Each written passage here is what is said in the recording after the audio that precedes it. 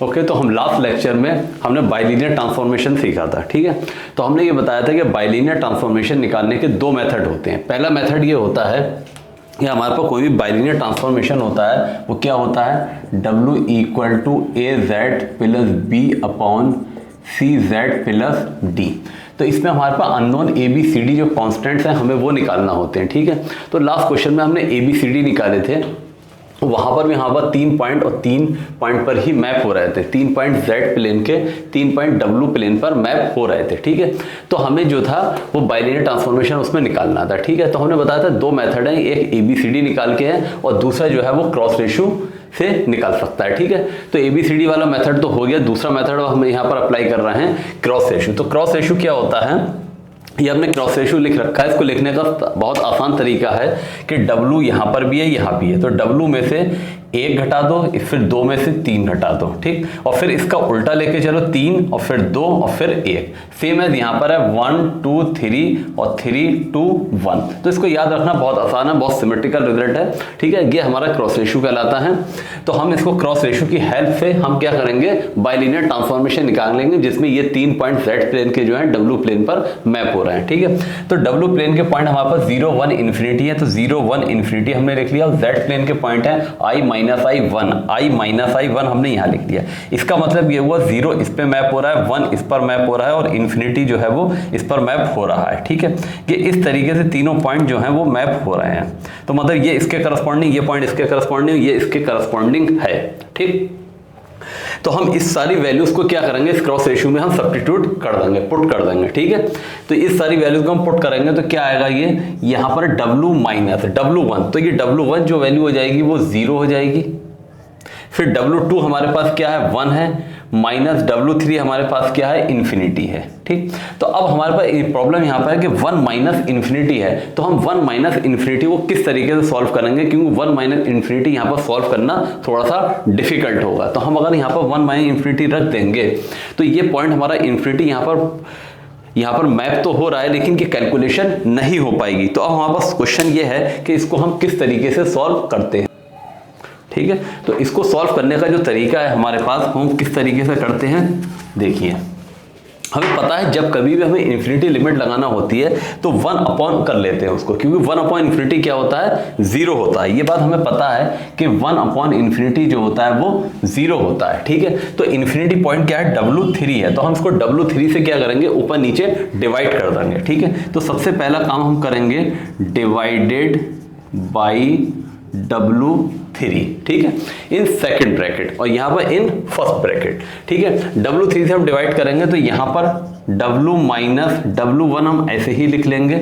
यहाँ W3 से divide कर रहे हैं हम, तो ये हो जाएगा W2 अपॉन W3 - 1 आ जाएगा, डिवाइडेड बाई, ठीक। यहाँ W3 से हम डिवाइड करेंगे तो ये हो जाएगा W अपॉन W3 - 1 हो जाएगा और ये हमारा ब्रैकेट W2 - W1 ऐसे ही आ जाएगा, ठीक। क्योंकि यहाँ पर Z में हमारा कोई पॉइंट इस टाइप का इन्फिनिटी में नहीं है तो यहाँ पर कुछ भी चेंज करने की जरूरत नहीं है, तो इसको हम Z - Z1 ऐसे ही लिख लेंगे,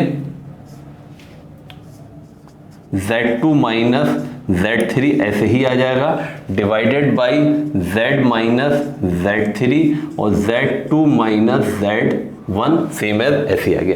अब हम वैल्यू यूज करेंगे, ठीक है। तो अब हम वैल्यू यहां पर यूज करेंगे तो ये हो जाएगा W - W1। तो W1 की वैल्यू क्या है, 0 है। W2 अपॉन W3, W2 हमारे पास यहाँ पर 1 है और W3 हमारे यहाँ पर क्या है, इन्फिनिटी है, divided by W upon W3। W हमारे पास W ही है, अपॉन W3 हमारे पास क्या है, इन्फिनिटी है, -1। और यहाँ W2 हमारे पास आ जाएगा 1 और W1 जो है वो क्या है, 0 है, इक्वल टू Z। यहाँ Z - Z1, तो Z1 की वैल्यू क्या है, यहाँ पर I है। Z2 की वैल्यू -I है। Z3 की वैल्यू 1 है, divided by Z - Z3, Z3 की वैल्यू क्या है, 1 है। Z2 की वैल्यू -I है, ठीक, और Z1 की वैल्यू क्या है, I है, ठीक। तो ये वैल्यू हमारी 1 2 3 with the suffix of W and Z, ठीक। तो ये सारी वैल्यू हमने इसमें सब्स्टिट्यूट कर दी। अब हमारा काम कुछ नहीं रह गया, सिर्फ इसको सिंप्लीफाई करना है।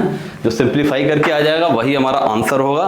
तो इसको हम सिंप्लीफाई करेंगे, हमें पता है W माइनस 0 क्या हो जाएगा, W हो जाएगा, ठीक।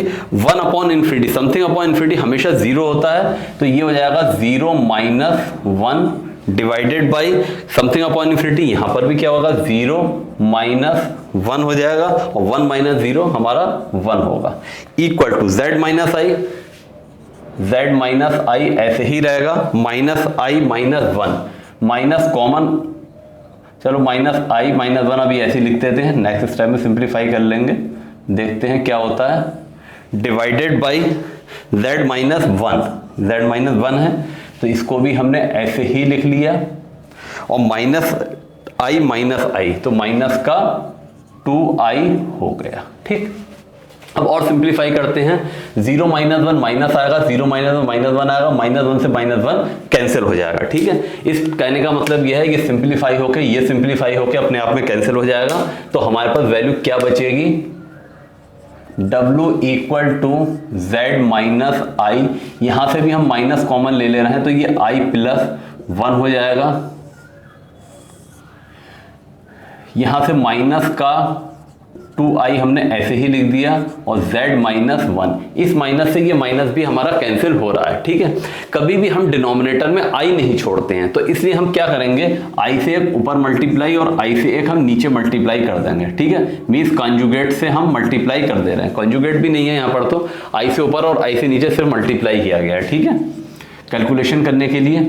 ये माइनस तो प्लस हो जाएगा, लेकिन ये i और ये i मिला के आई स्क्वायर होगा, और आई स्क्वायर हमें पता है क्या होता है, माइनस का 1 होता है, ठीक है। तो ये i और i मिला के आई स्क्वायर हो जाएगा, और आई स्क्वायर की आप माइनस 1 रखेंगे तो प्लस का आ जाएगा, ठीक है। तो ये माइनस हमारा ऐसे ही बना रहेगा, इसमें कोई भी चेंज नहीं आएगा, मीन्स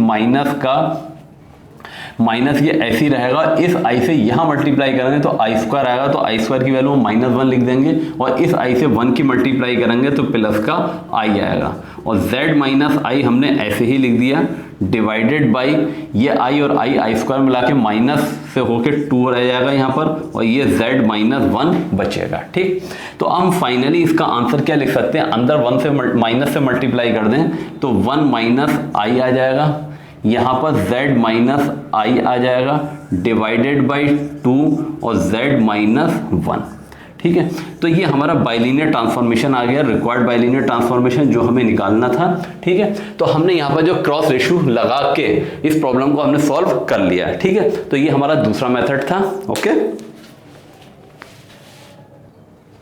ठीक है। तो हम नेक्स्ट क्वेश्चन लेते हैं, find the fix point and the normal form of the following bilinear transformation. तो हमने यहाँ पर 2 पार्ट हैं इसके, एक ए पार्ट है और एक बी पार्ट है, तो हम एक पार्ट इसका कराते हैं। तो हमारे पहले तो ये पता होना चाहिए फिक्स पॉइंट क्या होते हैं, ठीक है। तो हमने इससे लास्ट लेक्चर में हमने बताया था फिक्स पॉइंट क्या होते हैं और इनवेरिएंट पॉइंट क्या होते हैं। फिक्स पॉइंट और इनवेरिएंट पॉइंट क्या होते हैं, W इक्वल टू Z, जो उसका पॉइंट है W इक्वल टू Z अगर हम सेट कर दें तो वो हमें जो पॉइंट मिलते हैं वो इनवेरिएंट पॉइंट कहलाते हैं, ठीक है। तो हम सबसे पहले इनवेरिएंट पॉइंट निकालेंगे, हम पार्ट ए ले रहे हैं, ठीक है, सोल्यूशन ऑफ ए, पहले का हम सोल्यूशन निकाल रहे हैं। तो हमें दे रखा है W equal to 3Z minus 4 upon Z minus 1, ठीक है। तो यहाँ पर लिख सकते हैं फॉर फिक्स्ड पॉइंट। तो फिक्स पॉइंट हमारे कैसे निकलते हैं, W इक्वल टू Z, तो W की जगह हम Z पुट कर देंगे, तो ये Z इक्वल टू आ जाएगा 3Z minus 4 divided by Z minus 1। इसको अपॉन 1 करके हम जब क्रॉस मल्टीप्लाई करेंगे तो ये हो जाएगा Z square minus Z equal to 3Z minus 4, Z square minus Z minus का 3Z प्लस 4 इक्वल टू 0। तो ये बन जाएगा Z स्क्वायर माइनस का 4Z प्लस 4 इक्वल टू 0। तो ये एक हमारे पास क्वाड्रेटिक इक्वेशन आ गई, ठीक है। जनरली क्वाड्रेटिक ही आती है इक्वेशन, कुछ और नहीं आएगी। अब ये हमारे पास क्वाड्रेटिक इक्वेशन आ गई, ठीक। तो हमें इसके गुणनखंड करना होंगे, फैक्टर करना होंगे। तो ये सिंपल बन रहा है Z माइनस 2 का होल स्क्वायर इक्वल टू 0। तो इसको अगर z माइनस 2 के होल स्क्वायर से खोल देंगे तो यही आ रहा है, तो इसका मतलब ये हुआ z इक्वल टू 2 और 2 आ गया। ठीक, तो दोनों इसके गुणनखंड, दोनों फैक्टर इसके क्या थे, बराबर आ गए, इक्वल आ गए, सेम आ गए। ठीक, तो हमने एक बात बताई थी, जब हमारे फिक्स पॉइंट सेम होते हैं, इक्वल होते हैं, तो ये हमारे पास जो है, जो हम इसमें क्या निकालना है, बाइलिनियर ट्रांसफॉर्मेशन की। बाइलिनियर ट्रांसफॉर्मेशन क्या होता है हमारा, पैराबोलिक कहलाता है। ठीक है, तो हम यहां पर लिख देंगे since both the fix points are equal. ठीक है, therefore bilinear transformation, therefore bilinear transformation is parabolic. ठीक है, तो ये बात हमने बताई थी, यहां पर हमने लिख दी। एक्चुअल में क्वेश्चन में नहीं पूछा था, क्वेश्चन में सिर्फ हमसे पूछा था इसके फिक्स पॉइंट बताओ। ठीक है, तो इसके हमारे पास सिर्फ 2 फिक्स पॉइंट आ रहे हैं, जो क्या है 2 2। तो हम यहां पर सिर्फ ये लिख के भी छोड़ सकते हैं, therefore there are 2 fix points, 2 and 2, 2 fix point 2 and 2। ठीक है, तो हम ये लिख के हमें छोड़ सकते थे, लेकिन हमने थोड़ा सा अच्छे से एक्सप्लेन करना चाहें तो पूरी बात लिख के दे रहे हैं। यहाँ पर दोनों इक्वल हैं, देयरफॉर ट्रांसफॉर्मेशन इज पैराबोलिक। ठीक, तो ये बात तो फिनिश हो गई। अब आगे हमसे ये पूछ रहा है इसकी नॉर्मल फॉर्म बताओ। नॉर्मल फॉर्म क्या होती है? ठीक है, नॉर्मल फॉर्म कुछ खास नहीं है। जब हमें फिक्स पॉइंट मिल जाते हैं तो हम ये बात माने ले रहे हैं कि हमारे पास जो फिक्स पॉइंट है, fix point alpha equal to 2, जब अल्फा इक्वल टू 2 हमारा फिक्स पॉइंट होता है तो हमारी नॉर्मल फॉर्म होती है, नॉर्मल फॉर्म हमारी होती है 1 upon W minus alpha equal to 1 upon Z minus alpha plus K। तो हमें जो बाइलिनियर ट्रांसफॉर्मेशन दे रखा है, जो ये बाइलिनियर ट्रांसफॉर्मेशन है, उसको हमें इस फॉर्म में लेकर आना है। ठीक, तो हम लेके चलते हैं, स्टार्ट करते हैं। कैसे होगा, 1 अपॉन W माइनस अल्फा, तो W माइनस 2 हो जाएगा। 1 अपॉन W माइनस अल्फा की जगह क्या हो जाएगा, 1 अपॉन W माइनस 2 हो जाएगा। ठीक, अब W की जगह W की वैल्यू हम पुट कर दे रहे हैं 1 अपॉन W। W हमारे पास किसके बराबर है, 3Z minus 4 divided by Z minus 1 और माइनस का 2।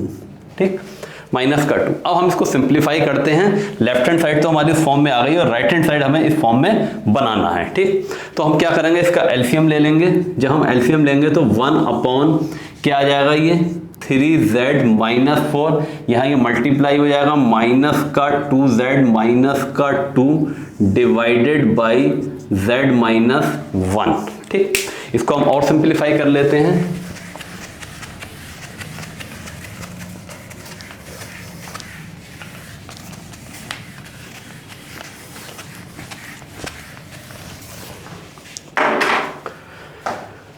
तो ये हो जाएगा 1 upon W minus 2 equal to Z minus 1 नीचे है तो ये Z माइनस 1 ऊपर आ जाएगा, यहां पर हो जाएगा 3Z माइनस 2Z, तो खाली क्या बचेगा, Z बचेगा, माइनस का 3 माइनस का 2, तो माइनस सॉरी यहाँ ये मल्टीप्लाई होगी तो माइनस माइनस प्लस का 2 हो जाएगा। ठीक है, तो माइनस का 4 प्लस का 2 क्या बचेगा, माइनस का 2 बचेगा यहाँ पर।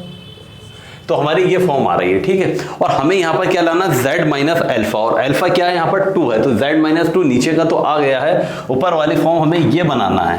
तो ऊपर क्या होना चाहिए, 1 अपॉन समथिंग। तो 1 अपॉन समथिंग बनाने के लिए हम इसको क्या करेंगे, इसको हम ऊपर वाले को लिख सकते हैं, न्यूमरेटर को Z माइनस 2 प्लस 1। इसको सिंप्लीफाई करेंगे तो Z माइनस 1 ही आ जाएगा, और नीचे है Z माइनस 2, क्योंकि नीचे Z माइनस 2 था इसलिए इसको Z माइनस 2 की फॉर्म में बनाया। तो यहां पहला से पहला ये कट जाएगा तो 1 अपॉन Z माइनस 2 आ जाएगा। ठीक, सॉरी पहले कटेगा तो 1 आएगा, यहां ये इससे कैंसिल होगा तो 1 आएगा, और यहां पर आएगा 1 अपॉन Z माइनस 2। तो यहां पर ये आया इतना निकल के, इसको हम 1 upon W minus 2 equal to हम लिख सकते हैं 1/z माइनस 2 प्लस 1। तो यहाँ पर k की वैल्यू क्या आ गई निकल के 1 आ गई और अल्फा जो आया वो 2 आ गया। तो ये हमारा नॉर्मल फॉर्म आ गई, this is the normal form, this is the normal form. तो हमारी नॉर्मल फॉर्म किसकी निकली आई, बाइलिनियर ट्रांसफॉर्मेशन की। ये हमारा फाइनल आंसर हो गया। ठीक, ओके, थैंक यू।